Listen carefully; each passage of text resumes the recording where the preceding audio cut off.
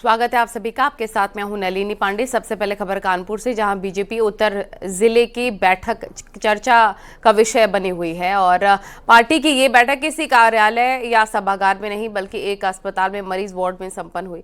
दरअसल जिला अध्यक्ष अनिल दीक्षित के पैर का ऑपरेशन हुआ है और इस वजह से अब अस्पताल ही अस्थायी कार्यालय की तरह हो गया है। भाजपा ने हाल ही में कानपुर उत्तर जिले के नए जिलाध्यक्ष के रूप में अनिल दीक्षित को नियुक्त किया है। जिलाध्यक्ष बनने के महज एक दिन बाद ही वे घर में गिरे थे, जिससे उनके पांव में फ्रैक्चर हो गया। तब से वो आर्य नगर स्थित वेदांता हॉस्पिटल में है। सरकार के 8 साल पूरे होने पर कानपुर में पार्टी की ओर से विभिन्न कार्यक्रम आयोजित किए जाने हैं। इसको लेकर जिलाध्यक्ष ने अस्पताल में ही पहली बैठक बुलाई है।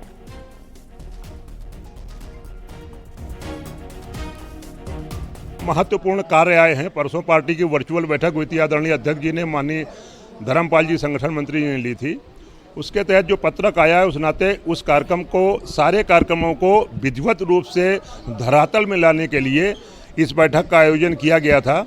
उस बैठक में जो कार्यक्रम आए, उसमें प्रमुख कार्यक्रम है हमारे आदरणीय मुख्यमंत्री के 8 साल पूरे होने पर उनके विभिन्न रचनात्मक कार्यक्रमों को जनता तक ले जाने का काम हम सब कार्यकर्ता मिलकर के कैसे करेंगे। इसके साथ अन्य अभियान भी हमारे यहाँ आए हैं।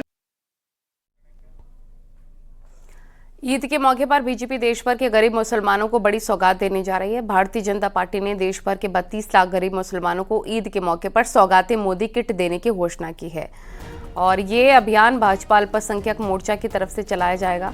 इसके तहत 32,000 पार्टी पदाधिकारी 32,000 मस्जिदों में संपर्क करेंगे और इस पहल का उद्देश्य गरीब मुस्लिम परिवारों को ईद की खुशियां मनाने में मदद करना है। इस सौगाते मोदी किट में गरीब मुसलमानों को ईद का तोहफा है। गरीब मुसलमान भी अच्छे से ईद मना सकेंगे, इसलिए बीजेपी उन्हें ईद मनाने के लिए ये किट दे रही है। इसमें वे ज़रूरी चीज़ें होंगी जिसका इस्तेमाल कर गरीब मुसलमान अपनी ईद मना सकते हैं। किट में ईद के लिए ज़रूरी सामान शामिल होंगे। किट में सेवियां, खजूर, ड्राई फ्रूट, बेसन, घी, डालडा और महिलाओं के लिए सूट के कपड़े जैसी चीज़ों का सामान भी मिलेगा। गरीब मुसलमान भी ईद का त्योहार बहुत अच्छे से मना पाएं, इसी के लिए योजना शुरू की गई है। एक तरह से कहेंगे कि तोहफा है मुसलमानों के लिए, जिसका नाम है सौगात मोदी। और इस वक्त मैं जामा मस्जिद में मौजूद हूँ। यहाँ पर मैं बात करूंगी लोगों से और मैं जानूंगी कि उनका इस सौगात मोदी पर क्या कुछ कहना है। भाई, क्या नाम है आपका? जी, मोहम्मद आलम।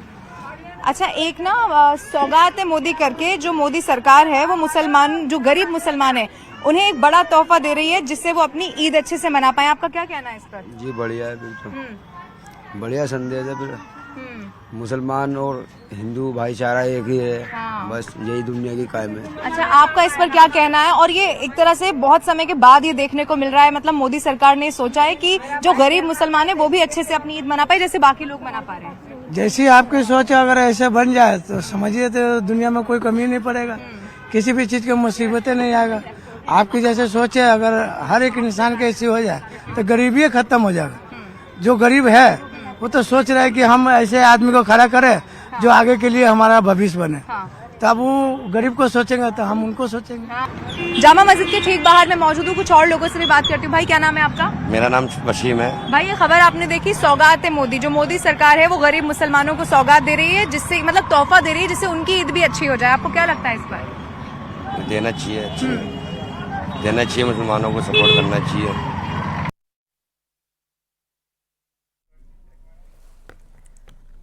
तो ये तस्वीरें हम आपको दिखा रहे हैं दिल्ली के जामा मस्जिद की, जहां पर ईद पर बीजेपी एक बड़ी सौगात देने वाली है और इस किट में क्या क्या होगा ये भी आप देख सकते हैं। ड्राई फ्रूट्स होंगे, बेसन होगा और सूट का कपड़ा होगा महिलाओं के लिए। एक्सक्लूसिव तस्वीरें इस वक्त न्यूज़ 18 आपको दिखा रहा है।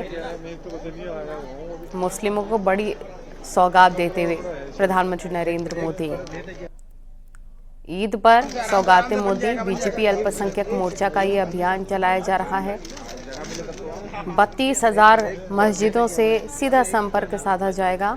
32 लाख गरीब मुसलमानों को सीधे तौर पर मदद मिलेगी। और इस किट में क्या क्या होगा देखिए, त्योहार के लिए राशन होगा, बेसन, ड्राई फ्रूट्स, महिलाओं के लिए कपड़े भी होंगे। कांग्रेस और एसपी ने इसे लेकर क्या प्रतिक्रिया दी है, आपको सुनवाते हैं।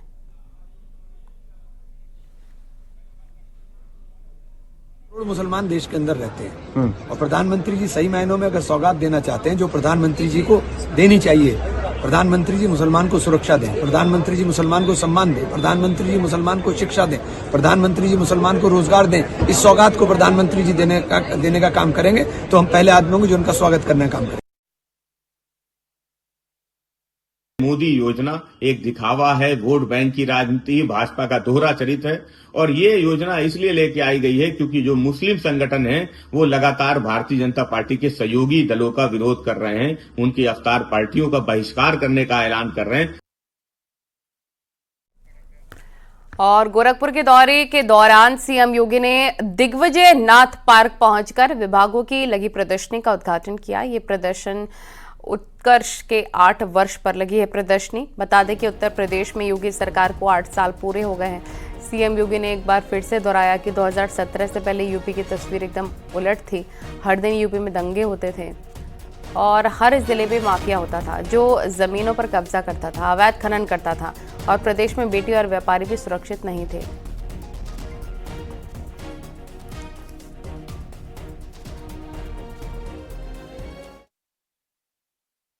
ये यात्रा इतनी आसान नहीं थी।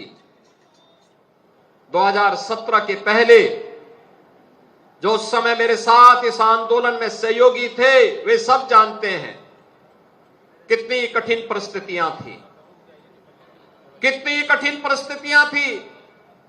हर दूसरे दिन दंगे होते थे। पिछली सरकार ने हर जिले में एक माफिया पैदा किया हुआ था जो वहां पर वसूली करता था, जमीनों पर कब्जा करता था, अवैध खनन करवाता था, पशु तस्करी करवाता था। बेटी और व्यापारी के लिए उनके गुर्गे खतरे बने हुए थे। हमने माफिया को तो समाप्त किया ही, हमने उनके एम की तुलना में हर जिले में 1 डिस्ट्रिक्ट 1 मेडिकल कॉलेज देकर के प्रदेश की जनता के जीवन में व्यापक परिवर्तन लाने का काम किया।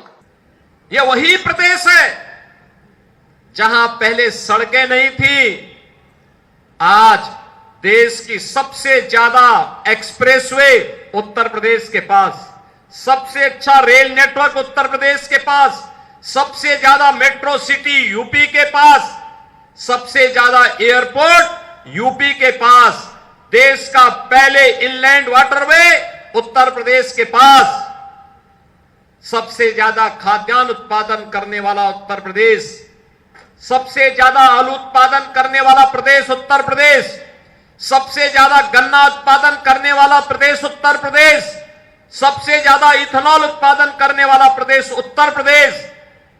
केंद्र सरकार की 45 से अधिक योजनाओं में 17 के पहले जो प्रदेश सबसे पीछे रहता था आज नंबर 1 स्थान पर है, या अग्रणी दो राज्यों में उत्तर प्रदेश एक उनमें से एक होता है।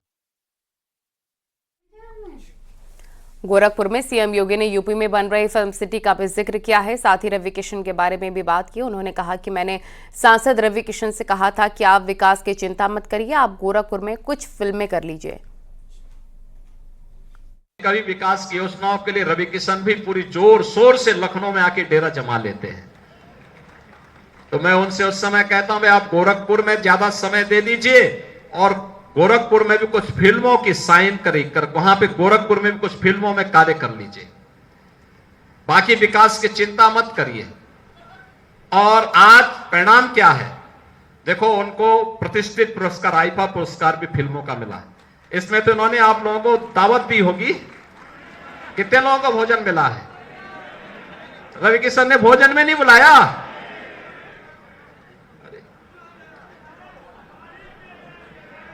अच्छा, ये तो मुझे लखनऊ में बता रहे थे कि इन्होंने भोजन भी बुलाया था लोगों को। अब होली में तो कुछ तो खाया होगा आप लोगों ने होली में, लेकिन उनको पहले बधाई तो दे दीजिए, एक जोरदार ताली बजा दीजिए, उनको आईफा पुरस्कार मिला है। कलाकार को उसकी साधना के लिए यह पुरस्कार ही उसकी सिद्धि होती है। और कला का सम्मान होना चाहिए। इसीलिए हम लोग उत्तर प्रदेश में भी एक फिल्म सिटी बना रहे हैं, बहुत अच्छी फिल्म सिटी बनने जा रही है। उत्तर प्रदेश में योगी सरकार के 8 साल पूरे होने पर यूपी बीजेपी उत्सव मना रही है, जिसकी शुरुआत सोमवार से हो गई है। ये उत्सव 14 अप्रैल तक मनाया जाएगा। बता दें कि सोमवार को सीएम योगी आदित्यनाथ ने लखनऊ में प्रेस कॉन्फ्रेंस की और इस मौके पर उन्होंने प्रदेश सरकार की उपलब्धियों को जनता के सामने रखा। उत्तर प्रदेश के उत्कर्ष का उदाहरण भारतीय जनता पार्टी 2017 में यहां सत्ता में आई थी और 2025 में हम 8 साल पूरे करके आज आप सबके माध्यम से प्रदेश की 25 करोड़ जनता के जीवन में जो परिवर्तन आया है, जो खुशहाली आई है, जो उनका विकास हुआ है, जो गरीब कल्याण की दिशा में आगे बढ़ने का अवसर मिला है, वो अपने आप में बेमिसाल है। और मुझे पूरा विश्वास है हम 2027 में 2017 दोहराते हुए तीसरी बार यहां सरकार भी बनाएंगे। हमारी सरकार के गौरवशाली 8 वर्ष हैं और माननीय मुख्यमंत्री जी के नेतृत्व में, माननीय प्रधानमंत्री जी के मार्गदर्शन में हमारी सरकार ने 8 वर्षों में जनहित के बहुत सारे कार्य किए हैं, जिसका स्पष्ट परिणाम है कि हम लोग लगातार चुनाव जीत रहे हैं। प्रधानमंत्री जी के मार्गदर्शन में, मुख्यमंत्री जी के नेतृत्व में सरकार के 8 वर्ष पूरा होने के उपलक्ष्य में हमारी पार्टी ने 8 वर्ष के कामकाज का लेखा जोखा जनता के बीच में रखने का निर्णय लिया है। 14 अप्रैल तक लगातार भारतीय जनता पार्टी के सभी कार्यकर्ता घर घर जाकर अपनी सरकार का लेखा जोखा जनता के बीच में रखेंगे। इन 8 वर्षों में राज्य ने हर क्षेत्र में, हर मोड़ पे, हर दिशा में प्रगति किया है।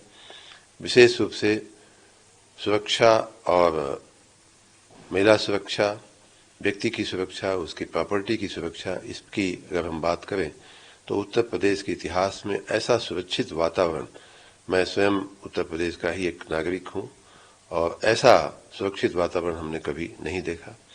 ये माननीय मुख्यमंत्री जी की देन है। न कोई तथ्य है न आधार है, इसका एक प्रमाण आप सुनो। घटो आराम से देंगे, कोई जल्दी नहीं। 45 दिन का महाकुंभ का आयोजन सफलतम आयोजन पूरी दुनिया मानती है। अखिलेश जी खुद भी चुपके से आके उसमें डुबकी लगाए, लेकिन एक भी दिन ऐसा नहीं है जिसमें नेगेटिविटी फैलाने के लिए अखिलेश यादव ने कहीं न कहीं सोशल मीडिया पे अपना कमेंट न डाला हो। योगी माननीय मुख्यमंत्री योगी आदित्यनाथ जी के तो 8 साल के कार्यकाल में सरकार ने क्या क्या उपलब्धि की है, उस बात को बताने के लिए जनता के बीच में सभी जिले में कार्यक्रम आयोजित है कि आज के 8 साल पहले जब पहली बार मुख्यमंत्री माननीय योगी आदित्यनाथ जी बने, 5 साल का कार्यकाल पूरा हुआ, फिर दोबारा रिपीट किए, तो जैसे कि पहला काम तो प्रदेश में पिछली सरकारों की जो दंगे होते थे उस पे विराम लगा दिया। सपा के गवर्नमेंट में, बसपा गवर्नमेंट, कांग्रेस में दंगे होते थे, कर्फ्यू लगते थे, उस पे विराम लगा दिया, पहली चीज। दूसरा, जो इन सरकारों में सपा, बसपा, कांग्रेस के अपराधी छुट्टा साड़ की तरह घूमते थे, उन पे विराम लगा दिया। अगर कोई अपराधी अपराध करता है तो 24 घंटे के अंदर उसकी गिरफ्तारी हो रही है। योगी सरकार के 8 साल पूरे होने पर डिप्टी सीएम ब्रजेश पाठक ने कहा कि 8 साल में उत्तर प्रदेश की तस्वीर पूरी तरह से बदल गई है। साथ ही उन्होंने अखिलेश यादव पर निशाना साधते हुए कहा कि वे पूरी तरह से डिरेल हैं। पूरी बात बताई थी, आज वही बात रिपीट कर रहे हैं। सब कुछ बदल चुका है, आमूलचूल परिवर्तन हुआ है। लॉ एंड ऑर्डर नंबर 1 पर है, इंफ्रास्ट्रक्चर नंबर 1 पर है। इन 8 वर्षों में प्रदेश की तस्वीर पूरी तरह से बदल चुकी है। सर, अखिलेश यादव कह रहे हैं, ये कल मैंने बताया था, अखिलेश यादव जी पूरी तरह से डिरेल्ड हैं, उनको जानकारी नहीं, फील्ड में निकल करके देखें। योगी सरकार के 8 साल पूरे होने पर कुंडा के विधायक रघुराज प्रताप उर्फ राजा भैया ने योगी सरकार की तारीफ की है। उन्होंने कहा है कि कानून व्यवस्था और सड़कों में जबरदस्त सुधार हुआ। इसके अलावा महाकुंभ के सफल आयोजन समेत कई सराहनीय कार्य हुए। बहुत से कार्य सरकार में सराहनीय हुए हैं। यहाँ पे ये भी बता दें कि हम सरकार का अंग नहीं हैं और सरकार के साथ गठबंधन में नहीं है। एक निष्पक्ष अपनी हम राय दे रहे हैं ये बहुत सी चीजों में सुधार हुआ है। कानून व्यवस्था हो, सड़कें हों, और अभी हाल में ही संपन्न हुआ महाकुंभ का पर्व हो, तो ये बड़े सराहनीय कार्य रहे हैं सरकार।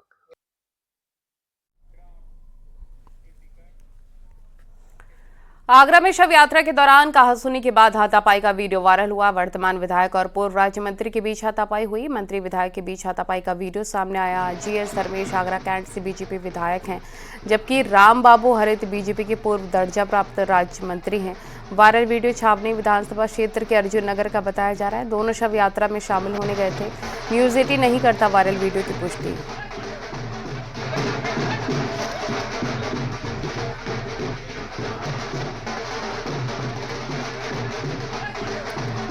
बीजेपी विधायक पूर्व राज्य मंत्री में हाथापाई हो गई है। हालांकि न्यूज 18 इस वीडियो की पुष्टि नहीं करता है। शव यात्रा के दौरान आगरा में ये कहासुनी हुई और बात कहासुनी से हाथापाई तक आ गई। वर्तमान विधायक हैं और पूर्व राज्य मंत्री हैं, इन दोनों के बीच में यह हाथापाई हुई है। मंत्री और विधायक के बीच हाथापाई का वीडियो अब सामने आ गया। ये देखिए, जीएस धर्मेश आगरा कैंट से बीजेपी विधायक, राम बाबू हरित बीजेपी के पूर्व दर्जा प्राप्त राज्य मंत्री हैं। दोनों के हाथापाई का वीडियो वायरल वीडियो छावनी विधानसभा क्षेत्र के अर्जुन नगर का है। दोनों शव यात्रा में शामिल होने के लिए गए थे और वहां पर कहासुनी हो गई और नौबत हाथापाई तक पहुंच गई।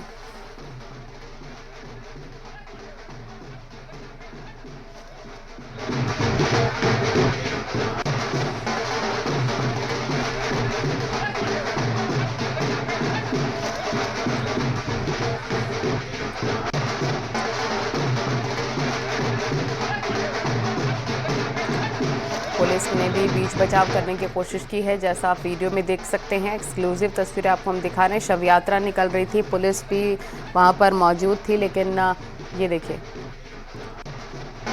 दोनों के बीच हाथापाई। दोनों शव यात्रा में शामिल होने के लिए गए थे, जहां पर विधायक और पूर्व दर्जा प्राप्त मंत्री के बीच में हाथापाई हो गई है। शिव कुमार हमारे सहयोगी फोन लाइन पर जुड़ गए हैं। शिव, किस बात को लेकर ये मामला कहासुनी से हाथापाई तक आ गया है? क्या बात थी, क्या वजह थी ऐसी? देखो, ये जो प्रकरण है वो शव यात्रा के दौरान कहासुनी हुई है। वर्तमान भाजपा के विधायक जीएस धर्मेश और पूर्व राज्य मंत्री राम बाबू हरित है, उनके बीच जो है बात कहासुनी के बीच और मारपीट तक ये पूरा प्रकरण पहुंच गया। आपको बता दें कि जिस तरीके से जीएस धर्मेश वीडियो में उनको साइड करते हुए नजर आ रहे हैं राम बाबू हरित को, तो वहीं राम बाबू हरित गुस्सा हो गए और उनके दोनों के बीच हाथापाई हो गई। वहां पर पुलिस जो खड़ी थी, उन्होंने दोनों के बीच बचाव कराया, लेकिन ये जो वीडियो है वह सोशल मीडिया पर वायरल हो गया और वह इस समय जो है चर्चा का विषय बना हुआ है। ठीक है, शुक्रिया आपका तमाम जानकारी के लिए। 2027 चुनावों की तैयारी में जुटी बहुजन समाज पार्टी में लगातार बैठकों का दौर जारी रहा। आज मायावती ने दलित और ओबीसी वर्ग के पदाधिकारियों की अहम मीटिंग में दिशा निर्देश दिए। मायावती ने कहा कि 2027 चुनावों की तर्ज पर ही इस बार रणनीति बनाई जाएगी और ओबीसी समाज पर खास फोकस रखा जाएगा। इसके लिए बीएसपी सर्व समाज भाईचारा कमेटी के जरिए संवाद कायम किया जाएगा।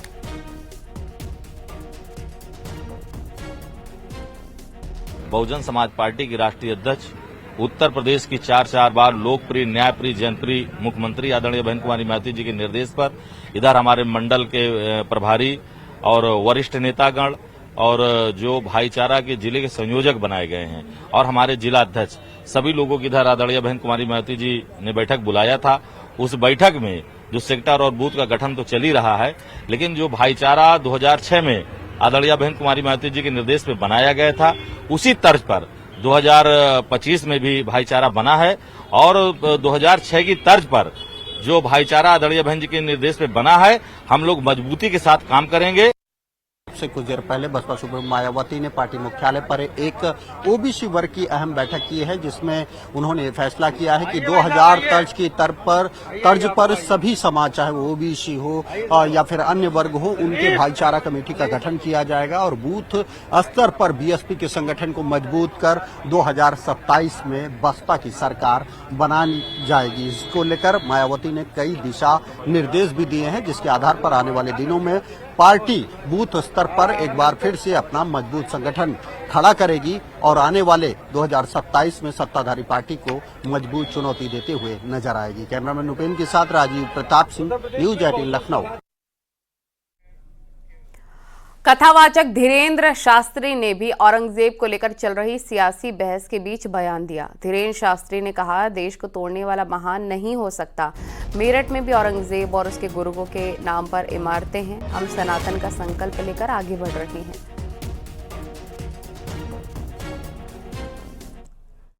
बागेश्वर धाम सरकार यानी आचार्य धीरेन्द्र कृष्ण शास्त्री मेरठ पहुंच चुके हैं। मेरठ में अगले 5 दिन तक हनुमंत कथा करेंगे और सत्य सनातन का संकल्प लेकर ये अपनी धार्मिक यात्रा को आगे बढ़ा रहे हैं। आप देख सकते हैं आचार्य धीरेन्द्र शास्त्री मेरठ पहुंच चुके हैं, मेरठ के बीसी लाइंस में है और जागृति विहार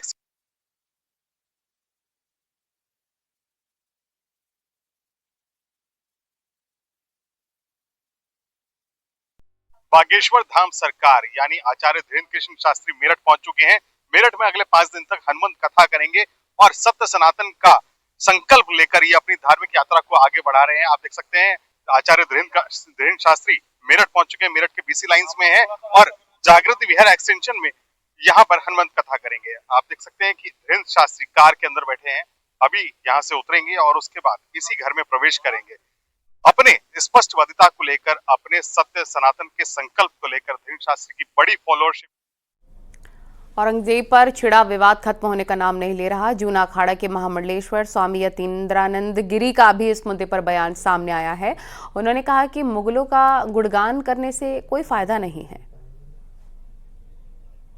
देखिए, मुगल ना तो इस देश के थे, वो एक लुटेरे थे, भुक्कड़ थे, खाने को रोटी उनके पास नहीं थी। आज भी वो जिन देशों से आए, अगर वो समृद्ध होते तो वहां की संस्कृति दिखाई देती है। आज भी वहां कुछ नहीं दिखाई देता। वो एकमात्र लुटेरे थे, भारत को लूटने आए थे और ऐसे लुटेरों का गुणगान करना या उनकी यहाँ कब्र बनाना या मजार बनाना क्या उचित थे। और इसे लेकर बीजेपी ने फिर से विपक्ष पर तीखा पलटवार किया। देखो, मुझे क्या लगता है, जो ये लोग बहुत ज़्यादा औरंगज़ेब के जो है वो जयजयकारी जमात है, उसको जो है वो जहाँ पर औरंगज़ेब जो है वो दफन है वहीं पे आसपास कहीं जो है उनको जगह दे देनी चाहिए, ताकि ये जो आसपास का इतिहास के पन्ने पलटने की शुरुआत किसने की? महाराजा वीर शिवाजी के बारे में, उनके बारे में खराब बोलने की शुरुआत और औरंगज़ेब जैसे आक्रांता के बारे में अच्छा बोलने की शुरुआत की अबू आज़मी, जो समाजवादी पार्टी के विधायक हैं। हमारे महाराजा राणा सांगा जी के बारे में सबसे खराब किसने बोला? समाजवादी पार्टी के सांसद हैं। तो समाजवादी पार्टी के विधायक औरंगजेब को मसीहा बता रहे हैं, वीर शिवाजी के खिलाफ बोल रहे हैं। कर्नाटक में मुस्लिमों को आरक्षण के मामले में खूब सियासी बयानबाजी हो रही है। अब समाजवादी पार्टी की ओर से अवधेश प्रसाद का बयान आया। उन्होंने कहा, समाजवादी पार्टी आरक्षण के पक्ष में तो है, मगर धर्म के नाम पर आरक्षण के पक्ष में नहीं है। आरक्षण के खिलाफ हम लोग नहीं हैं, हमारे नेता नहीं, लेकिन धर्म के नाम पर आरक्षण उचित नहीं है और आरक्षण इस पर एक बड़ी चर्चा की जरूरत है देश स्तर पर।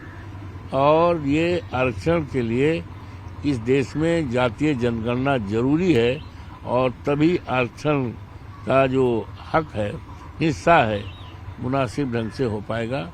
और समाजवादी पार्टी, हमारे नेता धर्म के आधार पर खबरें जारी हैं, रुकेंगे छोटे से ब्रेक के लिए।